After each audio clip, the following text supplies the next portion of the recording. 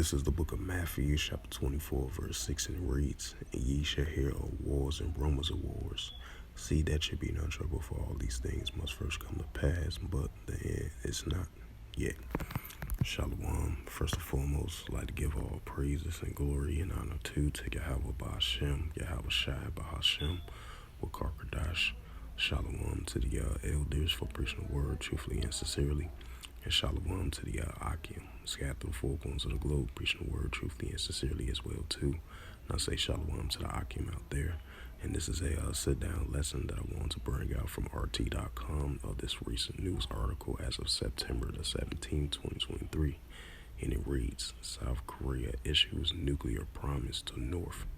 The deployment of such weapons would result in the end of the government of the North Korea.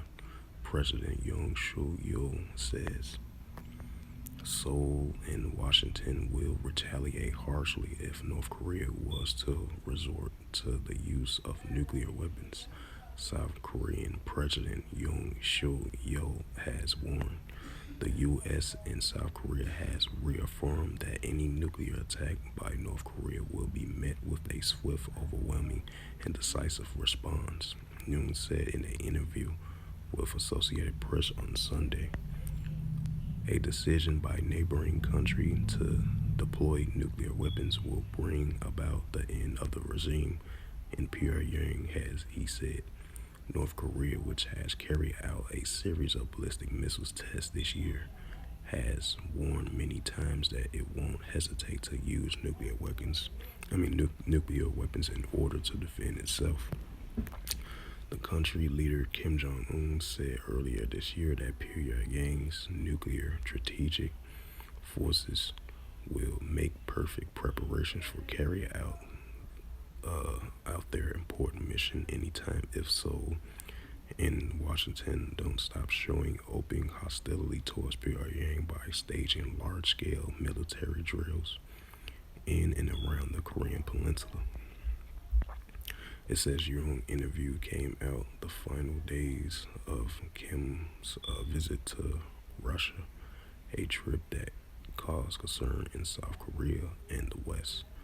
The North Korean leader has been in the country since Tuesday, holding talks with Russian President Vladimir Putin and Defense Minister Sergei Shoigu.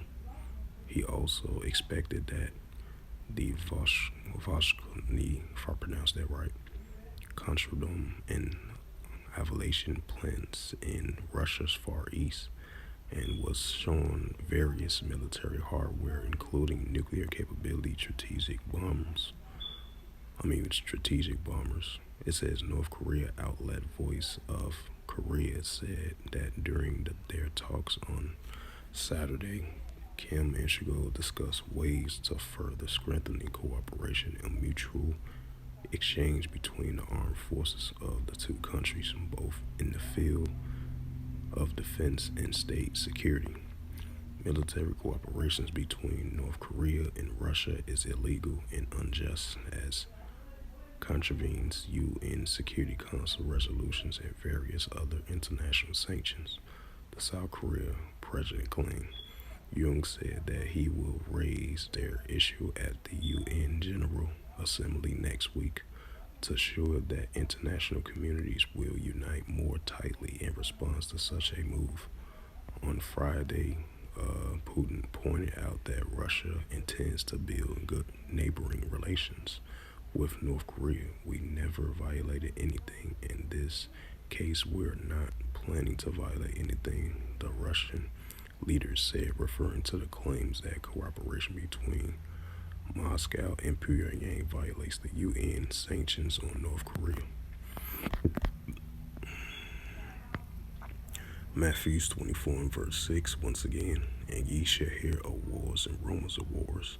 See that ye be not troubled, for all these things must first come to pass, but the end is not yet." Matthew 24 and verse 7, "For nation shall rise against nation, and kingdom against kingdom, and there shall be famines and pestilence and earthquakes in diverse places."